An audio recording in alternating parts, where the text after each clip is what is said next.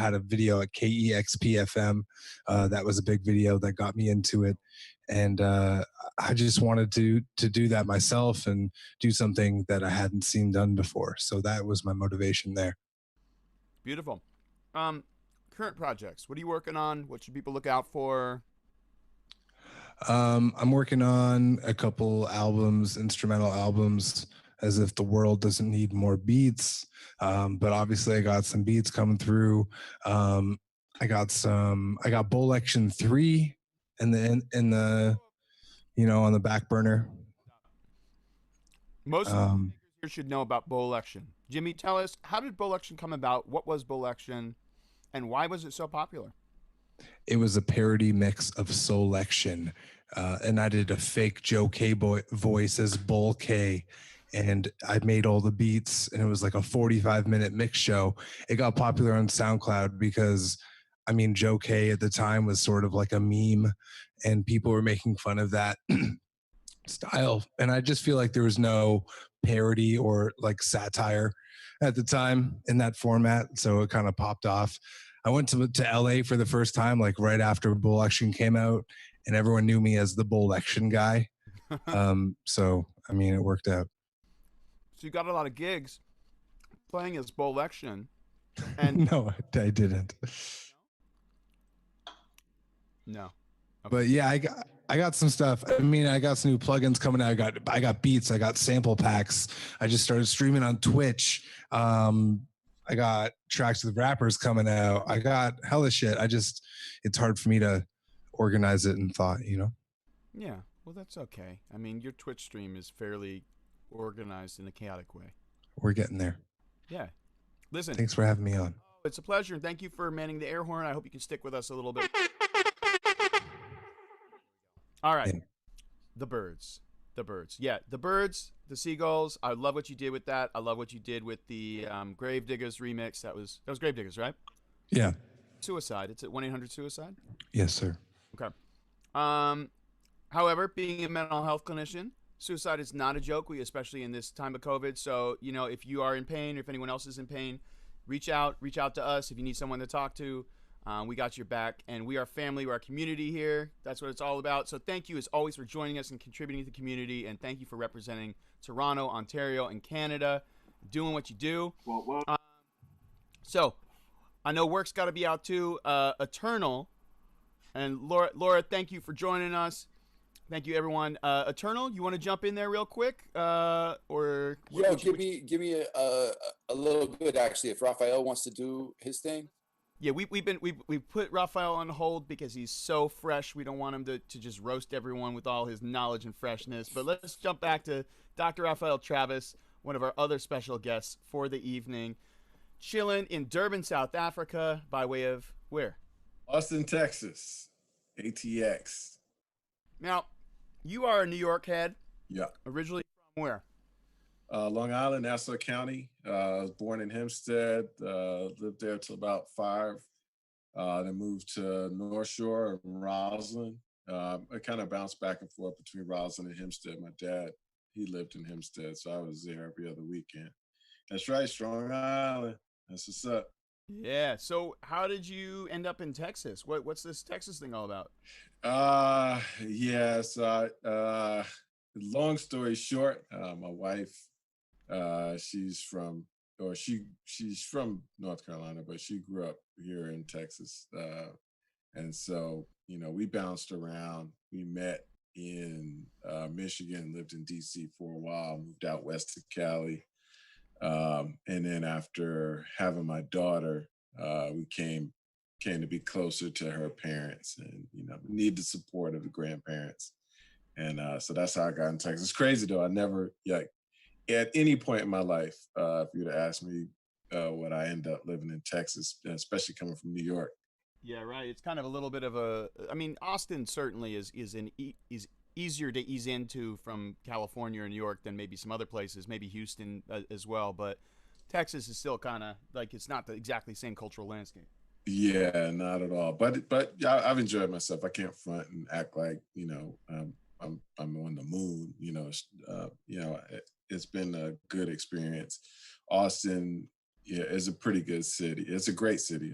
can say pretty good. It's a great city to be in, particularly with music and just, there's a lot of, actually a lot of California transplants here, to be honest. But it's, it's a great city. Cool. So tell us about what you do. You are a licensed clinical social worker, a researcher, and teacher. Yeah, yeah.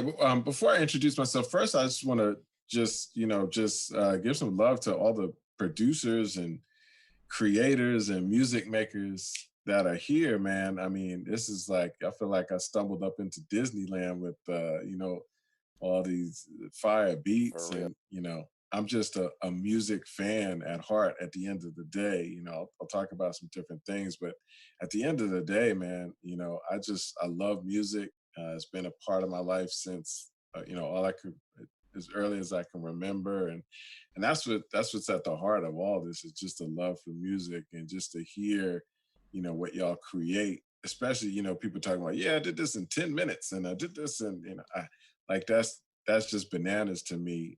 So just respect to all y'all, and I just love being in this space. So thank you, Elliot, for the invitation, and what you have going on here is something special. So just want to give all y'all a shout out. Cool. So we had Rick Anish on before, and I'm wondering if maybe, considering what he had told us, about the name of his album, Grandma, a tribute to his grandmother, the kind of way that he was using beat making that inspired the album, and he kind of is saying that he kind of channeled things in it. Maybe you could give us your understanding of perhaps what he was saying, and maybe elaborate on that and how that connects to the research that you've done, maybe the article that we recently put out. If you want to do a screen share, feel free to do that too, and talk about your work in beat making, therapeutic beat making, hip hop, that kind of thing. And you are the author of The Healing Power of Hip Hop, which is the definitive text on, well, that very thing. Yeah, yeah. So, I mean, I don't want to speak out of turn with Ricky and, what's going on from him, but it was, it's great to hear that he was able to create a piece that honored the memory of his grandmother, and, just was able to kind of channel the feelings into that piece. I mean, that's a big part of what I'm interested about all this. We listen to music because it's entertaining, and it does something for us. But the thing that draws me to it the most is the additional things, right? And how we emotionally connect to music. We can emotionally connect for just the entertainment because it's dope and it sounds great. Yeah. But a lot of times there's more to it, right? So sometimes it's just insight, and just it deepens our understanding of ourselves or the world around us, and just builds our awareness in some way. But sometimes it's functional. It serves an actual purpose in changing how we, our attitudes about life, and the way that we go about doing things, and the way that we understand ourselves, and we want to channel that into the way we live and breathe and act and connect and relate to other people, and to the communities that we're a part of. And that's really the piece that I'm most interested in, and that I try to study and try to get a better sense of. And honestly, it just comes from life experiences. And as a researcher, it's crazy because a lot of times it's like you're doing research for things that you already kind of know. You know what I mean? And that's really at the heart of what I do, is try to bring a language and a structure to the impact that we know that music has for us. And I do it primarily through the lens of hip hop, because I think hip hop is a very special and unique culture for a lot of different reasons. Um, and that's kind of the heart of my work. Hip hop is empowering as a culture through all the different elements. um, I feel like hip hop is a renewable resource, right? It's not going anywhere, and it's something that will continually grow and build in every nook and cranny of society. We've taken something that started out in one location and is now global, and it connects and resonates with people for the same exact reason.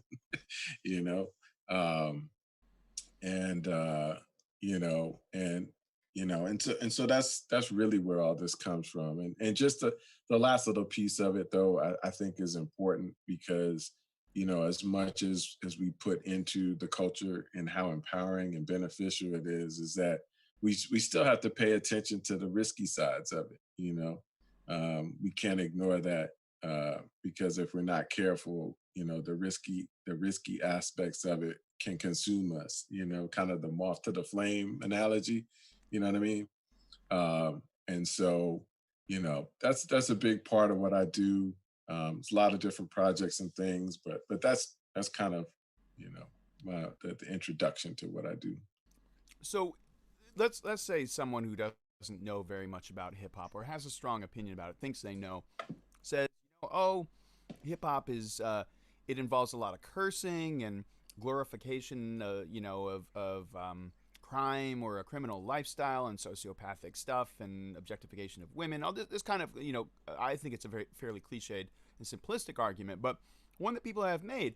How would you, what would be your counterpoint to that, acknowledging also, that you just kind of acknowledge that there are some risky parts to it? How do you address that when someone says that? Yeah, so there's a couple of different ways. I think the easiest way that I try to do it, I would love to spend my day just talking about how empowering it is and great it is. But the easiest way that I try to respond to something like that is just talk about the movies and talk about food. You know what I mean? It's like, you're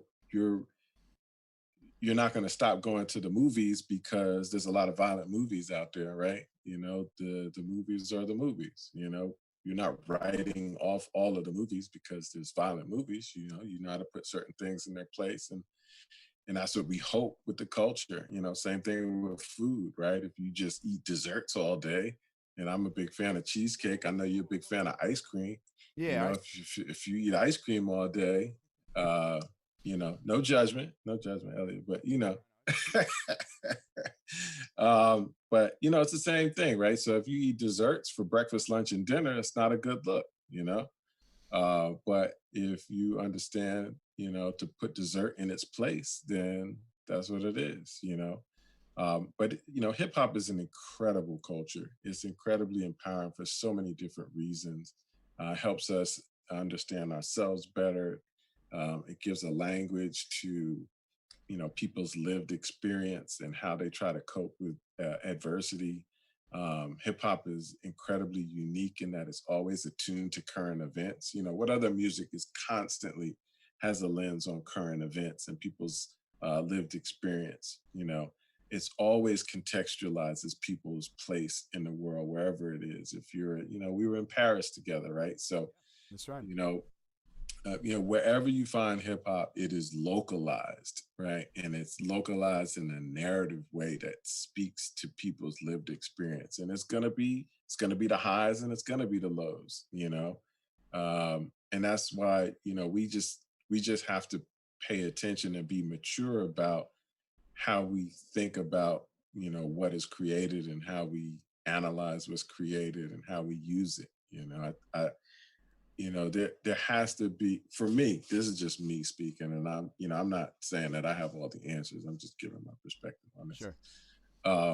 But I feel like we have to be mature about how we consume and create hip hop, just like how we consume and create anything.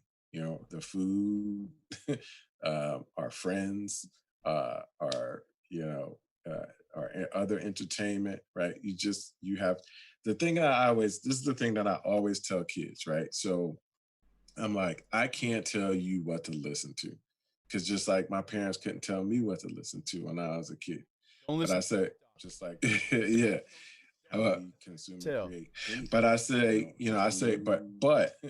and this is where you have to be responsible to yourself and be accountable. I say that you always ask yourself two questions, right? What can I learn and how can I grow? If you ask yourself those two questions in anything you do, then you'll be all right, right? But you have to be honest with yourself, right? You have to be honest. You know what I mean?